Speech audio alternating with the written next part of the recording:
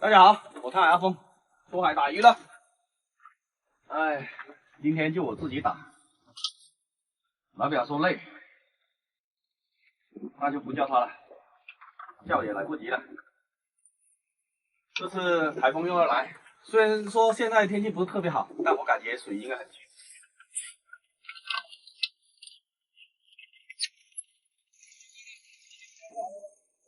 接2个钓客，卸点装备，就出发。2个钓鱼。今天出去打鱼，完全就是在赌，水清就赌对了，水浑，那今天就亏1000多。基础港离开我们岛，没有了陆地的遮蔽，外面的风浪确实是有点凶猛。现在已经不是心凉半截，而是心情跌到谷底了。拜拜。这是废弃平台，是钓鱼佬梦想的天堂，把他们放在这里。心情是忐忑的，但是机会都是留给准备的人。好了，到点了，还是我们的老地方。这水看起来不咋地，还是下去看一看吧。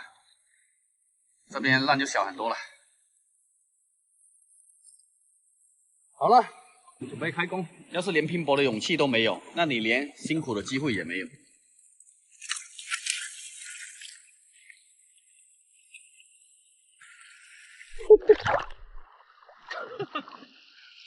相机都来不及开，皮筋拉一条就干了，这鱼都跑到水面来了。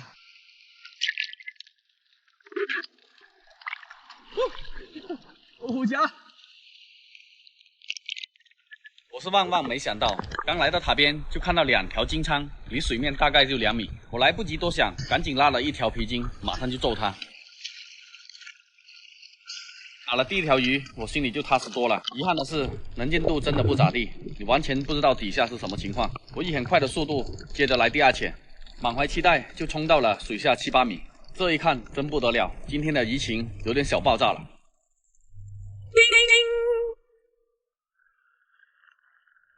有点小遗憾，没有一发入魂，但是我的心态就是放开了打，不会考虑任何的位置。我完全不知道后面的鱼情会越来越暴躁。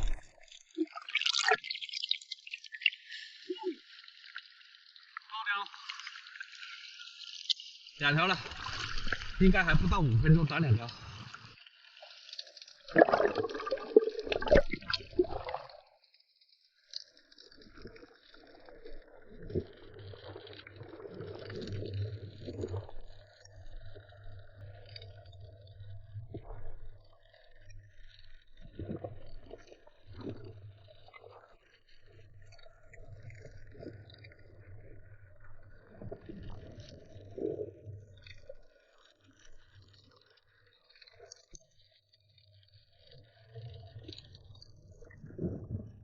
这鱼情真的不是一般的狂，他们在挑衅我，知道我不打小鱼，要沉住气，无视他们的挑衅。越是热闹的场面，反而会吸引到大鱼的到来。开始零零散散出现几条小芽点，个头不大，都在2、3斤左右。他们再一次一哄而上，整个角落变得冷冷清清。我不能再犹豫了，但凡看到鱼，马上揍它。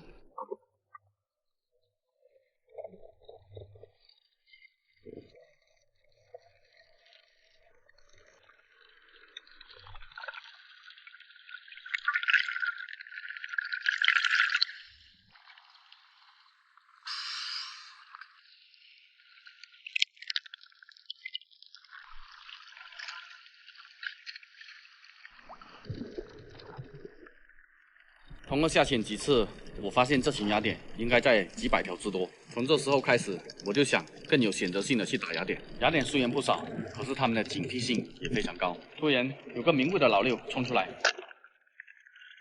好在我反应够快，当时没有100%确认它就是黑金骨。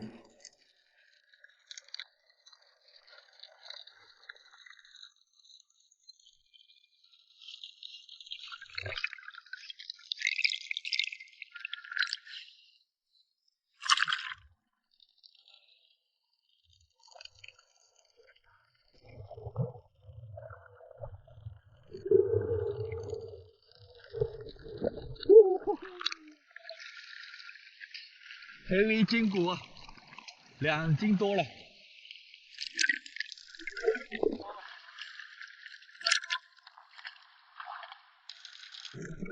今天移情不单单是暴躁那么简单，而且种类多到你非常有自信可以打爆箱。每次趴柱子上想搞偷袭，这些铁甲仓都会跑过来干扰。这笔账我给记下了。现在不管是雅典还是大金仓，他们的警惕性已经非常高。要想伏击他们，我必须要躲在柱子后面才有机会，剩下的就是静静的等待。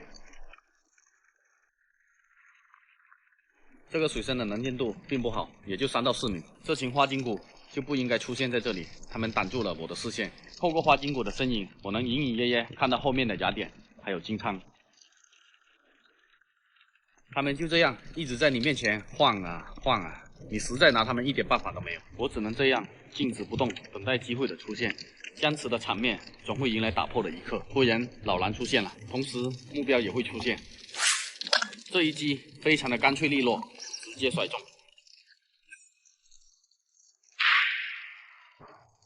我是万万没想到啊，后面还有一大群的金仓，直接就炸窝了。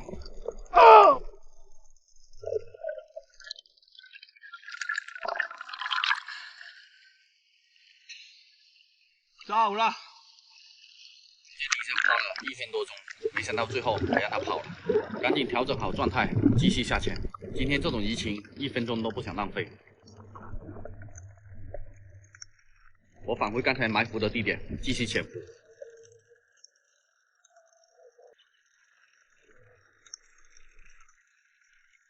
一下来我又看到大雅典了，但是这个角度我一点机会都没有。我现在要慢慢的把角度调过来，动作一旦大了，他们立马一哄而上。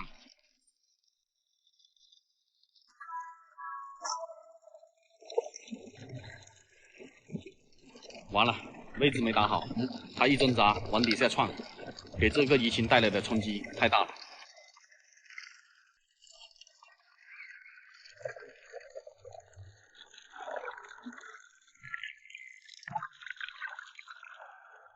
不单单是影响了整个移情的警惕性，而且还增加了我的工作量。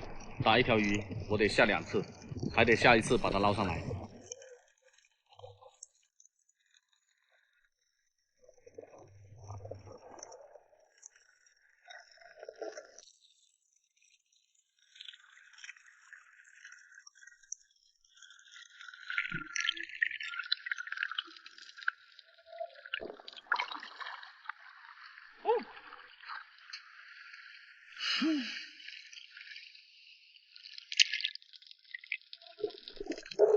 今天还带少了一件装备，就是潜水刀。先不管那么多了，争取时间，快速打，赶紧收线，整理好装备。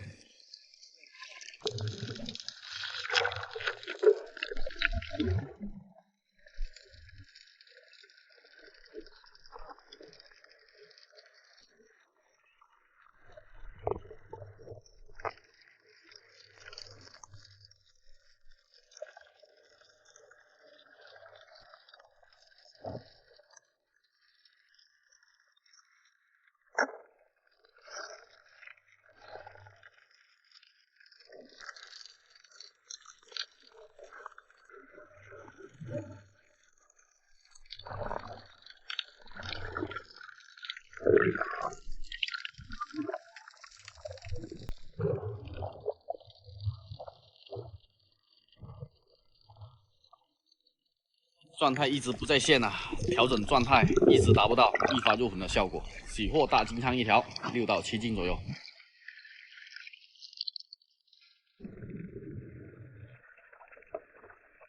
还是刚才的深度与位置，一下来就发现了一条黑金骨，1斤多左右，也能值100多块钱了。就一个转头的功夫，底下就有3条黑金骨出现。先留着它，让它长大了再过来打它。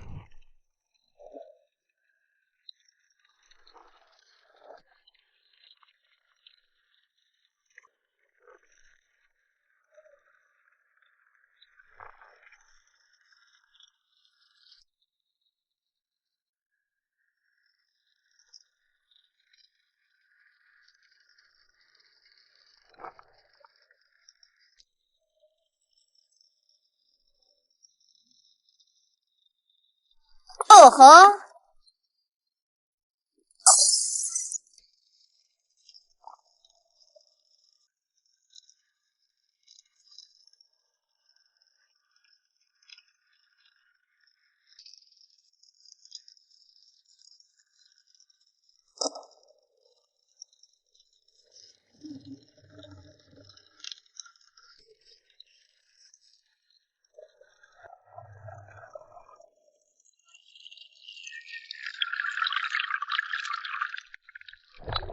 接二连三的没打好位置，导致的后果可想而知。首先是还得再一次下到一定的深度捞这条鱼，费力不说，还把鱼钳给惊跑了。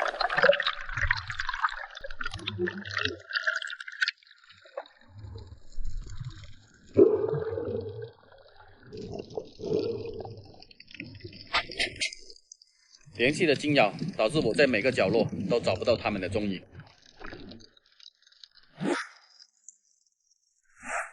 连续下了好几次，每个角落都找了一遍，看到有价值的目标就是黑金骨了，一条1斤多，价值100多。我在脑海里过了一遍，我已经有了更好的应对之策。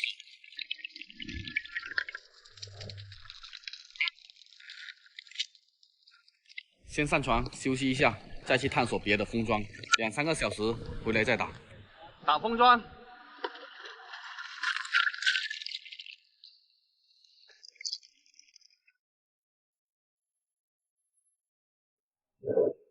连续探索3个封装，又发现了移情暴躁的一个桩，但是很遗憾，我的相机没电了，我来不及换电池，下去就是一顿哐哐的揍。这个桩有点小爆发，地上还有一桩。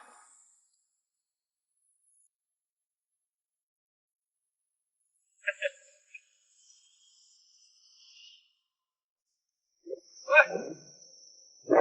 鱼，哎呀！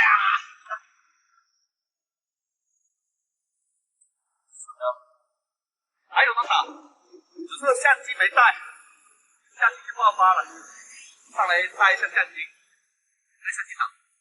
像这个桩一看到没鱼了，就打了条小的，准备拿回去晚上吃的。没想到藏了一大堆这个雅典在后面。哎呀，这个桩应该下去还能打个2、3条，先上来休息一下。有点小爆发的节奏。好。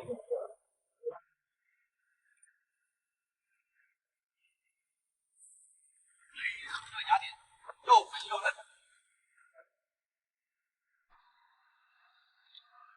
放香了。然后这里还有3条雅典，雅典冰鲜。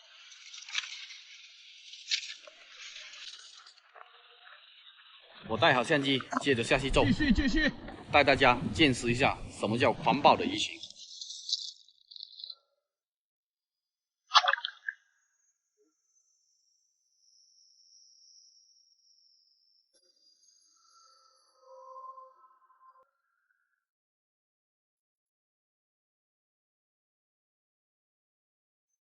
这个鱼群打了几条之后，我已经知道它们的大概习性，所以我并不着急马上打它们。我想要的是一箭双雕，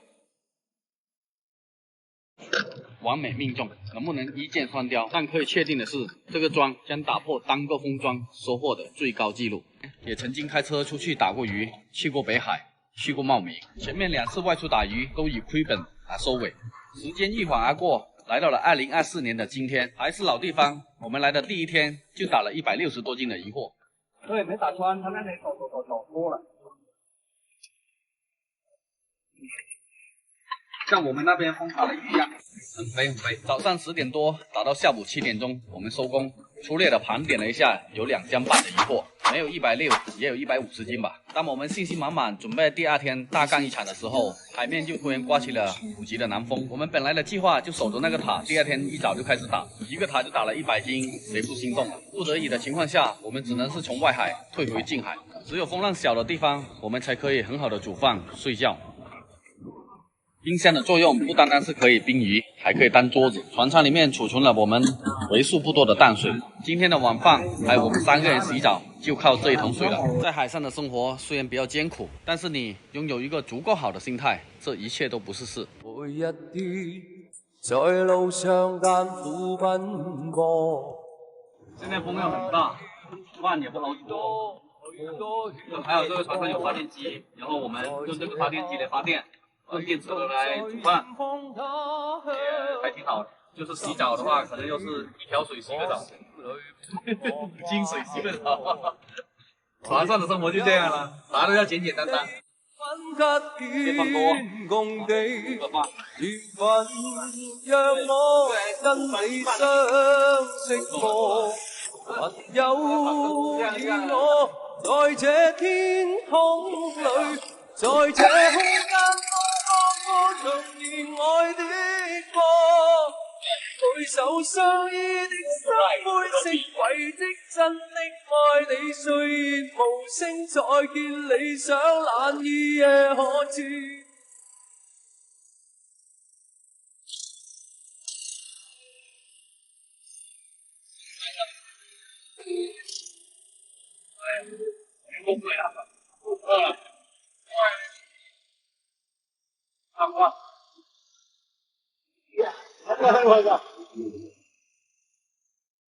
打鱼消耗的体力是非常大的，到了8点多才有饭吃，早已经饿得前胸贴后背了。上饭时间，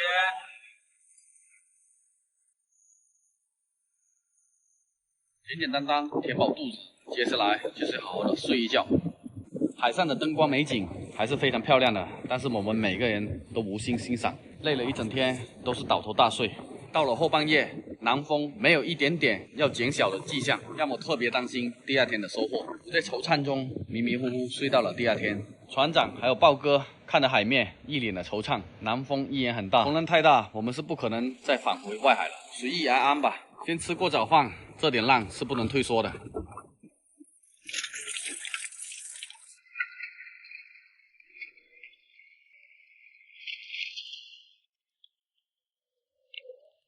回到近海的内塔，这边的能见度跟外面完全没有可比性。从水面到底下10米左右，这个能见度只有2到3米，非常的浑浊。还好从10米到15米之间，这个能见度是比较高清的。我们每次下潜都会直接穿越这个浑浊区，直接到达11米左右的位置。刚到达这里，有一条小雅典从我面前穿过来，就在我犹豫的时候，上面还有一小群雅典。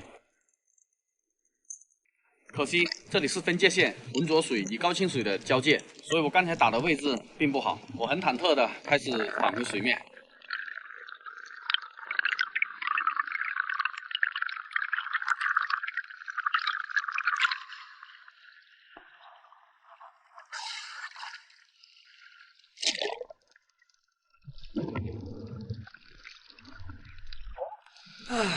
有点遗憾，今天的第一潜失手了。我再次返回刚才的深度，以我的经验来判断，应该还能揍一条。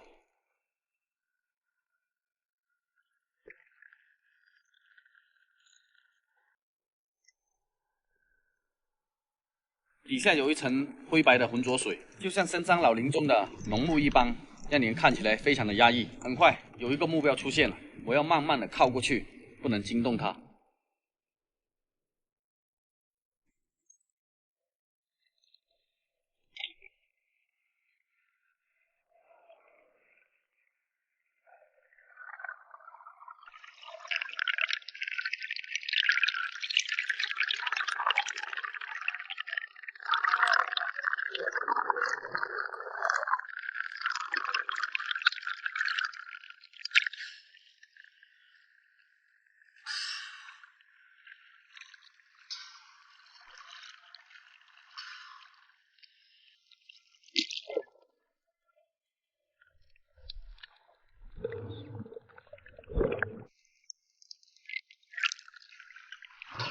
包皮牛，豹呢？豹呢？我赶紧召唤豹哥，这种地方实在是不想再下第3次了。上船之后，我才知道豹哥在这条庄也打了一条大货。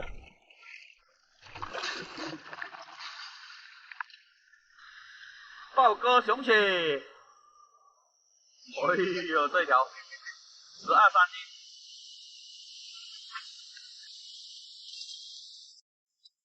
放了第2个桩，我又收获了一条活点，个头不算很大，也就2斤多一点。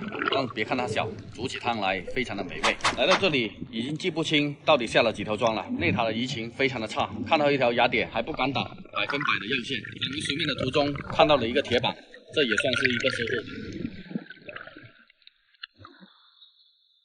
最后，我们来到离岸边最近的一个废弃工作塔。这个铁塔的结构比较复杂，疫情应该会好很多，所以我们决定来这里碰碰运气。这里的能见度更差，只有看到海狼。不管3七21，先带一条吧。可惜啊，海狼的命大，没有能够把它带走。第2潜下去就打了一条金鲳，还好。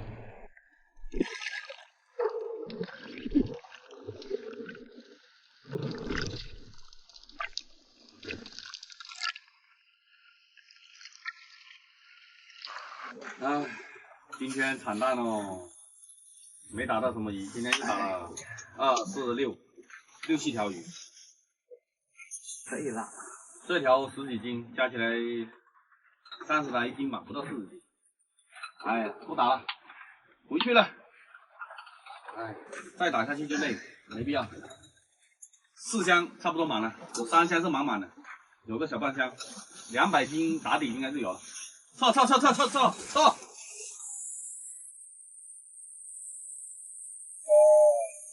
回到港口了。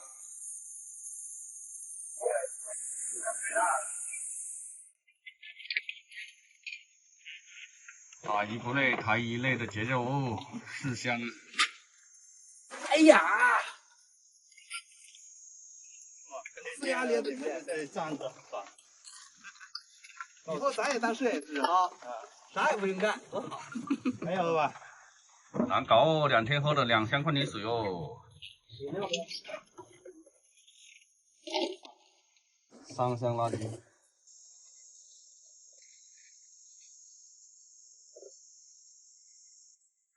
回来之后一盘点才知道，我们总共带了4个冰箱，其中有3个冰箱的鱼是满的。我们计划在当地把所有鱼货全部处理，但是这几天当地人打了很多鱼货上来，所以我们在这边卖不掉，实在是无奈。打鱼打了2天，累得够呛，又得把鱼装上车，跑个200-300公里拉回家。好巧不巧，刚回到我们这边的渡口码头，没有船开，我们又得开着探海兄弟过去把鱼给接回来。一路折腾回来，算一下账，200斤的鱼。刚好卖掉160斤左右，一结账分钱，每个人狂赚100多人民币，又得了个安慰奖。前几年出去的那2趟都是亏钱，这一趟终于可以赚钱了。快点，起那个拉那个后锚上来，今天大干一场。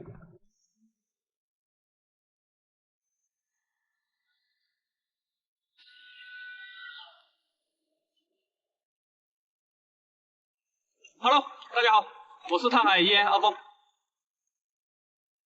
今天早上天气呢非常好，但是这个水的能见度还不是很理想。但是今天我做了充足的准备，我跟老表2个人呢带了很多的捕鱼工具。现在开海了嘛，反正所有的捕鱼工具都可以下。今天来先打鱼，如果这个水的能见度不行，打不了鱼的话，就换其他的。先在这个地方试一下吧。老表，你要下去探底？哈哈哈。难哦。要不然今天2个人一起下吧，我也穿衣服。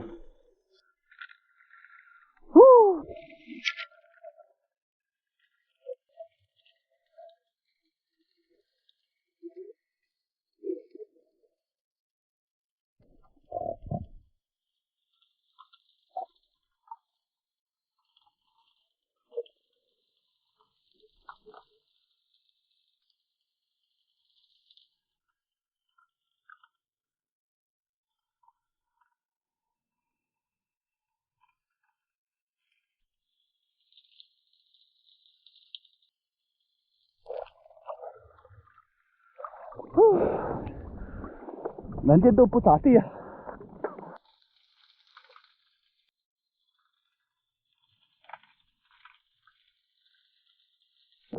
下雨喽，那换地方了。哎呀，加油，拉快点，冲啊，直接冲到外海去。加油门！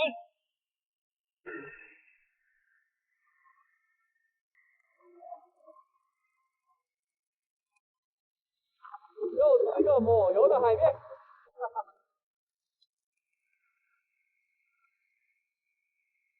哈哈哈！哎呦，这午餐有了哦。今天吃黑雕了。哎呦，今天怎么吃？想怎么吃就怎么吃，有条件。哎呦，眼睛打的，哎呀，水清吗？能打吗？今天跟我出脸，哎，我没办法。跑到最远那个礁去咯，去到最远，如果这水都不清的话，是没办法了，就只能啊，只能想着干点其他的。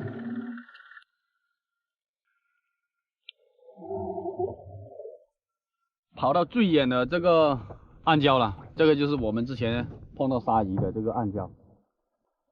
这里的水也不行啊，现在只能是在这里抛锚，先吃个午饭，以后再做打算吧。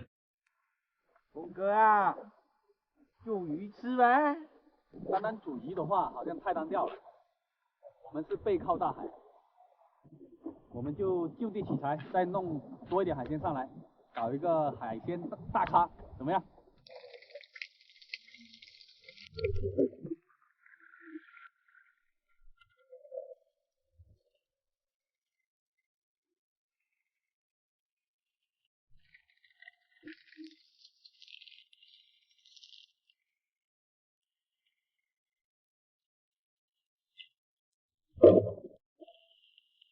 看一下啊，这里的青口贝呢，很肥啊，随便搞一搞就搞了有差不多20个了，够了。现在准备来一个海鲜大杂烩，嘿嘿嘿。哇，这个有红膏啊，里面都是满满都是肉。刚才还搞了2、3个刺螺，一起把它煮了。哎呦，都是肉，这么大一坨。今天就吃这条黑鲷，这是老表打的。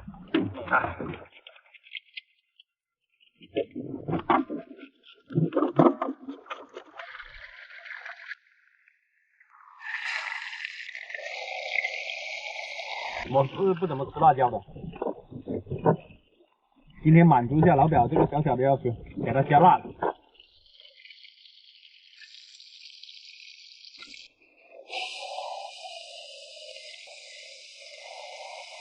这一顿饭也不简单哦，要吃就吃好一点。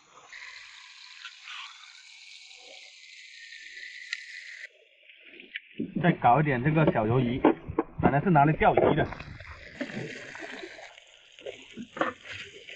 锅，谭景村的井水，来一点，可以。开煮焖一下，这个是焖汁，酱焖，鱼头放下面，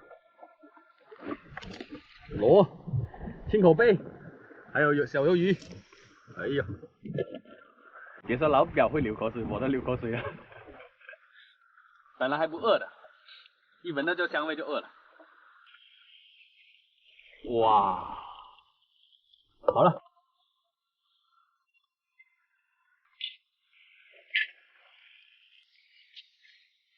开锅啊，闻到香味了。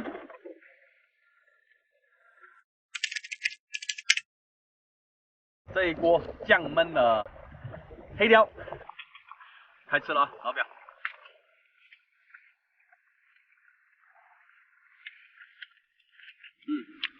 先吃一块鱼肚，试一下这里的青口贝啊。这里的青口贝呢很干净，没有泥沙的，所以呢一拿上来就可以马上拿来煮。这里的青口贝真的好吃，又脆又甜。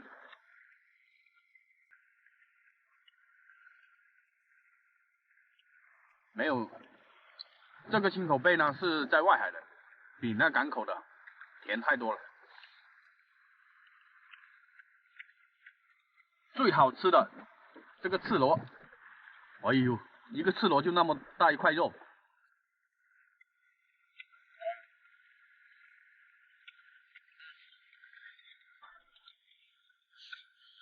好吃吗，老板？不好吃。嘿嘿嘿，你想套路我啊？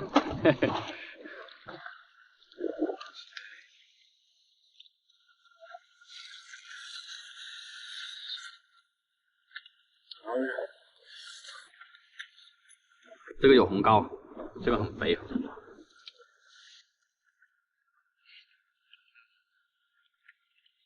老西最新鲜的，新鲜二字肯定是没得说了。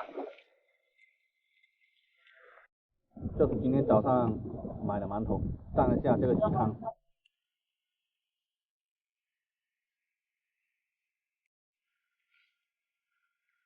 肉光盘啊，那个锅又空了，把它扒光了，收拾一下，把它一转走。垃圾要装回去。行。今天搞鲍鱼搞得太兴奋了，今天晚上就要回我们劳作岛了。现在才想起来，我们这个鳗鱼笼下在那海里面已经有3天了，还好，要不然就把它落在这里过年了。我现在跟老表去把它收回来，看一下有没有什么好货。收笼子了，半夜收笼子，我们收回去再看一下有什么好货没有。这里太暗了，看不到。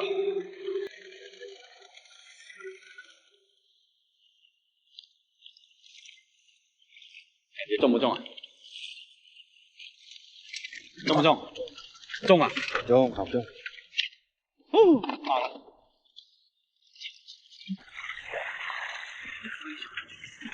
龙虾，龙虾，蟹龙了。龙虾、螃蟹、大红蟹。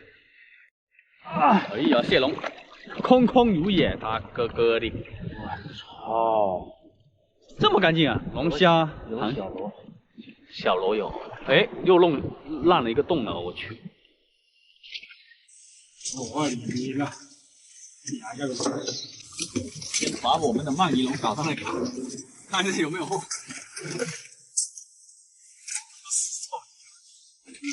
没有货，我去，一条鳗鱼都没有，下了3天了。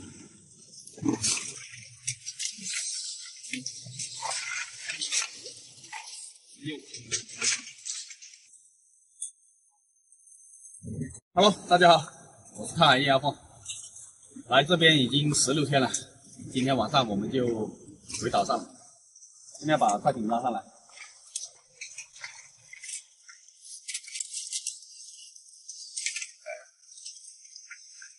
干大概。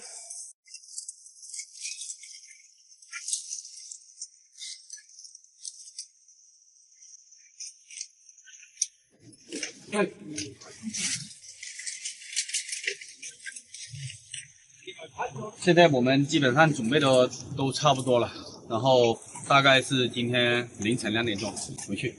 现在我们先吃个饭，太累了今天，现在只想好好睡一觉，全身都软绵绵的。吃饭了。现在在准备回家了，起航了。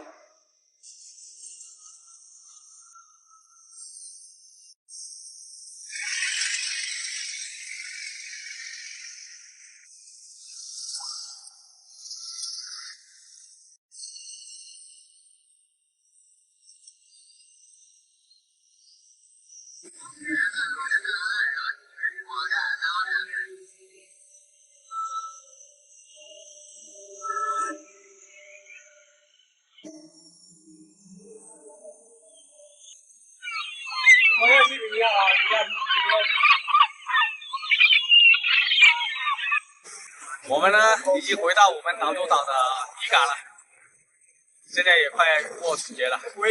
看一下我们在大沙兰为期15天，今天算起来是第17天了。然后看一下我们带回来什么年货，都是海鲜。这个红花蟹。我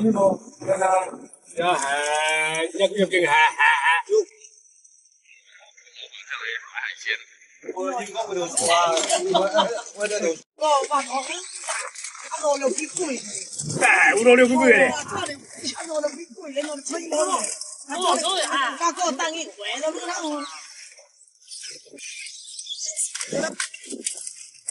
作為正行那個撈仔最好，正行啊。好啊，做的，他都大就吃给你，现在有就多吃，吃给斤啊。扒皮。这个龙趸是我们在大森林打回来的。准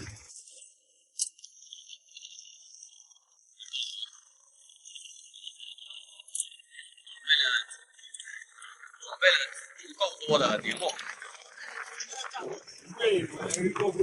高家辉哥送来。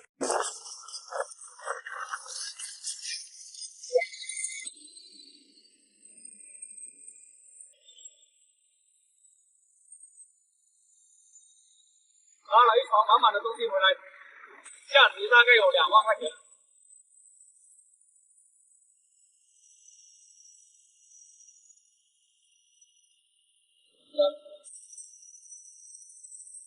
现在最想看到的就是我儿子了，特别想念他。回到家一定要好好的抱抱他。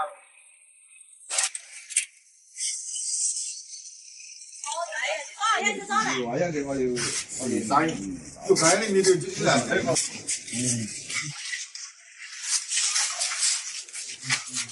點解蛋掉嘅呀？慢掉嘅呀？此时已因为草场爱的人生在路上，不知他风雨兼程途，今日暮不赏。穿越人海，只为与你相拥。曾以皓月当空，爱的人手捧星光，不知他乘风破浪，去了黑暗一趟。感同身受，给你救赎热望。此时也因为草场爱的人生在路上，不知他风雨兼程途，今日暮不赏。穿越人他从小到大都没有离开他过3天，这是第一次。这一次呢，我们到大森林，我跟老表的收获还算不错。一回到我们岛上，老表呢就迫不及待的已经回家了。现在也准备快过年了嘛，老二呢他也走了。我跟老表2个人的收获呢有80斤的鲍鱼，我这边大概是60斤，然后卖掉差不多是50斤，留了10斤，准备过年的时候吃。现在鲍鱼呢虽然看起来也不多，但也不少了，还不够卖。在我们出发之前呢，已经有很多网友已经把这个数量全部都订完了。我们还带了好几条龙趸。在我们一开始出发的那几天，我们打的鱼呢，已经在海南那边全部都卖掉了。这一次老表打龙趸真的是太给力了，他打的龙趸是超多。我撬的鲍鱼呢也比较多，就比老表多了好多。而算起来的话，我跟老表2个人的收入都差不多。有可能我是比他多个1800块钱，收入的话大概是8000来块钱。想起来呢，不知道是亏还是赚。后面那2天都是高强度的潜水，现在回到家，慢慢的就感觉到身体有点不舒服了。带回来的这个海鲜年货还是少了一点。好了，那今天我们的视频就先到这里了，我们下期再见哦，拜拜。拜。